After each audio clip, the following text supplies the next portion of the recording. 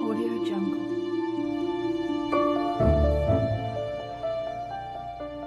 Hello, my flock. The Badraven here. We are going to do a review today from a request I got from one of my friends on the channel. Erin wanted me to do a review of House, the 1986 horror comedy that I watched way back. It came out in 1986, and it's been quite a while since I'd watched this movie. So I had to find a copy of it because I didn't have it in my collection. I don't even know whether it's been released on DVD. It probably has, maybe even Blu-ray, but I wouldn't mind to get this one back because it's a classic I hadn't really thought about until he had mentioned about getting a review of it. So I'm gonna do this review of House. Here's the trailer for it, the picture of the trailer. This movie was made in 1986, and it was directed by Steve Miner, and you might know who Steve Miner is.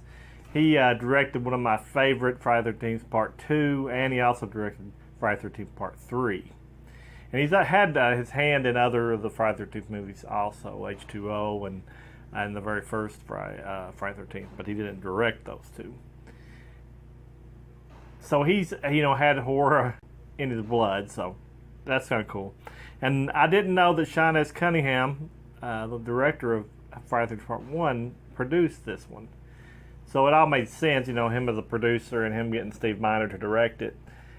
But it's so different from the Friday the 13th type model of horror film. And this trailer I just watched before I'm doing this review was more like a scary, they try to make it look really scary. Now I know that it is a horror film at heart, but it's very comical. It's more of a comical than anything else as far as the horror goes. Let me tell you who starred in this movie. Alright, we got William Katt as Roger Cobb. And you might remember William Katt as The Greatest American Hero, the TV series back in the day, back in the 80s, where he played a reluctant hero, was given a suit by an alien, and had a really good theme song. I really liked that show, at least the first season. It kind of got hokey after that in the second season, but we won't go into that. I always get off on these things. You have George Wendt as Harold Gorton. That's plays the neighbor in the movie. George Wendt is, of course, from Cheers, as Norm. You got Richard Mole as Big Ben. I love Richard Mole in this movie. He does a good job in this movie. So does George Wendt too. But Richard Mole was in Night Court, and there's another 80s TV show coming back to haunt me. Another show I liked. He played Bull in that show, but he's also in this. So it's like a reunion of old classic TV shows and 80s stuff. So that I'm in heaven when it comes to that kind of stuff. You got Kay Lenz as Sidney Sinclair, Mary Staven as Tanya, Michael Ensign as Chet Parker, and Susan French as Aunt Elizabeth Hopper. Let's start from the beginning of this movie. There'll be spoilers in this review. If you've never watched House, you may not want to watch this till you watch the movie House. I recommend you watching the movie House before watching my review anyway. I ain't going to give the total movie like I normally do, every single thing that happens in it. I'll just tell you the main points of the movie. But when I started, let me go back to when I first watched this movie. I think I watched this at the Corbin Cinema 4. This is way before I ever worked there. I just remember it coming out, and it really kind of like shocking me because I didn't really expect anything from it. It was one of those low budget movies that came out at the time, and it made a lot of money. That's the reason it had a couple sequels after that, which were not as good as this one. But I'll save that for a later date. But I just remember going and seeing it, and when I started watching this movie, it brought back all the flood of memories of the 80s, of going to see this movie and laughing at this movie. It had a great soundtrack in this movie also that I really liked. And I remember the songs like he's no good, baby, he's no good. That's one of them that was really used well in the movie. Don't know who sings it, but anyway, I may post it here on the song. But it just brought back a lot of good memories of the 80s, and I thought, well, I don't have this in my collection. I was just kind of like knocking myself out because it was a very good movie. There, even though it was not straight horror, it was still a good movie. Well, I'll go around the plot of the movie. William Catt plays Roger Cobb, and he's a writer, and he's trying to write a story about his experiences in Vietnam. And he's having trouble with it because he gets, he's having flashbacks of a lot of stuff that happened to him in the war. But he's kind of going through, well, he's already went through a separation. He's divorced from his wife, which is an actress. He is trying to, get this story written, and he's gone through all this trauma in his life. It comes back to he finds out that his aunt has committed suicide, and that she, and where he was like growed up as a child, and this, even though she's his aunt, he stayed there a lot, and has to go back to take care of the affairs with her home and everything. So it kind of leads him, he thinks, well, I get out there, I'm going to get some solitude, and I'll be able to write my novel about Vietnam. Might be good for me. But we find out in the story that his son, Jimmy, disappeared on the property years back when him and his wife was together, and they couldn't find him. He thought he saw him in the pool, and he jumped in, and he couldn't rescue him. He couldn't find him after that, and they didn't know if he was abducted or whatever. They never did find a body, and that's what we're led to believe is what happened to hurt the marriage. Losing a child, and then putting that stress on the marriage usually would do anybody in, but that was like the heavy part of this movie, that type of scenario. So it was kind of strange when it went into the comedic part, And George Winded was his neighbor when he comes back to town to take care of the affairs of his aunts. They have a lot of funny parts together because George is put in there for basically the comedic stuff, which even though all characters added something to it. When he gets back there, he starts hearing things in the house, starts seeing ghosts of his aunt, he sees the ghost of his son. So he goes through a lot of different things because he's going through this and he's trying to write his novel, and he's having flashbacks of his Vietnam stuff going on.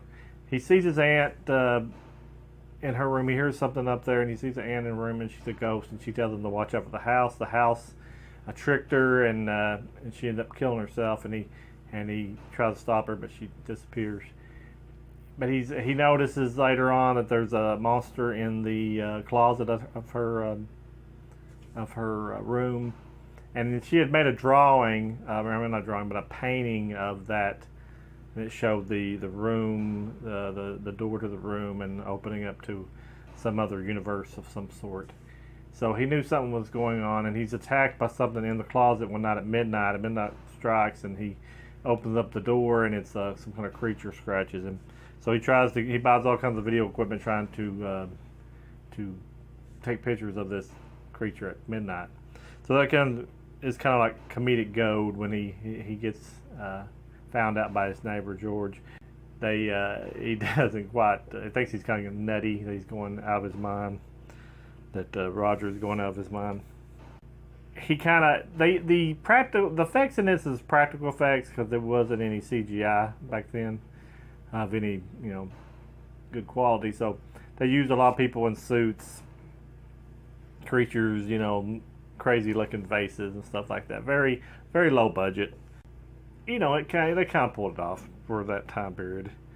But then while they were doing stuff in there where he was fighting these creatures and stuff on his property, he had a lot of good music, like I told you, in there that made the scenes really, really good. And he had there's a next door neighbor woman that's he ends up taking care of her child. He thinks that she's wanting to date him, but she wants him as a babysitter. So they have a little thing there with the kids staying over, and all these creatures are like, this hand attaches to the kid's back, and he's trying to get it away from get it away from the baby, and for the mother sees it. So it's got a lot of cool little aspects. I mean, it just the overall feel of the movie is just, it's just classic 80s when I see it, and it gives me back a nostalgia for the time period that I really liked. And as for the movie, it's really cool because the Richard Mole character is a buddy he has in Vietnam, and he's seeing him because he's had to leave him in Vietnam. He was like they was in a firefight, and he had to abandon him to the enemy. Richard Mole's character was like, "I'll get you back for this," and he comes to find out, that's the one that's took his son because he's trying to get back at Roger for leaving him there in Vietnam. So he ends up having to fight him and the house to get his son back, which was a really cool concept with the other dimension of him going back and forth and looking through windows, and then it being actually a whole world out there. So I think they did a really, really good job with that with this movie. It was a unique story at the time. It was well written, well acted by all actors, and I like the way they used some of the the '80s stars at the time, like Richard Mole and Wyndon and William Catt. I think that's kind of cool that they put them all in a movie. Some of those shows probably weren't out at that time. I think Cheers and stuff was, and Night Court. But I don't know about The Greatest American Hero. I'd have to check the time period on that one. But I like the way that they included it all together with the story and stuff, and they made it not just straight horror. I liked that there was comedy in there, and I liked everything that they did to promote that to be a different style of movie making at the time. And the low budget, it did good at the box office, and that's why it spawned the sequel. But it just was just a good movie. I think I would like to add it to my collection if I could find a decent Blu-ray of it, a good copy of it, and they may have some out there. Leave something in the description if you know of where I could find a decent copy of that movie. And if you like that movie, do you remember this movie? It's an older movie, like I said, and I liked it at the time, but I may have had it on VHS at one time, and like I said, sold my collection. It's not there. And I never did get it back. It's not a movie I'd go out and watch a lot, bring it into my house and watch it a lot. I would still like to own it because it's, in the 80s, the time period I love. If you know anything about my channel, you know I love the 80s. And it's definitely a movie worth seeking out. Watch it and see what you think. I hope I'm not giving too much away. Hopefully you've already watched it. But tell me what you thought of the movie. I'd greatly appreciate any feedback you give me, whether you liked it or not. Or do you remember any of those references I said about The Greatest American Hero or Cheers or any of those TV shows that really gets you thinking about the 80s? I would love to hear your experiences on that. That's what the Badraven channel is all about, is to hear everybody's stories too, go along with my own, because I like to put my memories on tape, so I would like to hear your descriptions of your experiences also. I would really appreciate that. That's my review of House. It wasn't a really in-depth one. I just kind of hit the main points. But I hope, Erin, I hope you liked that review, and I hope everybody else out there liked it too. I really, really recommend this movie. But also I wanted to tell you before I get off here that I do have a Patreon account, and if you would like to join the EBB, and if you don't know what the EBB is, just go over to the Patreon account, and it's a special club called the Elite Bad Birds, and you could be a member of that, and just for just $1 a month, and you get your name listed as a Patreon member of the EBB at the end of my videos. I would greatly appreciate it if you do that. If you don't have to do that. That's just if you want to be a part of that club, you're welcome to. My content here is for every flock member, whether you're an EBB member or not. It does not weigh on that part. So I would like to thank you for watching this video, and remember, the Badraven is your friend, and we want you to come back for more reviews. So we'll let you go, and we'll talk to you later. And goodbye.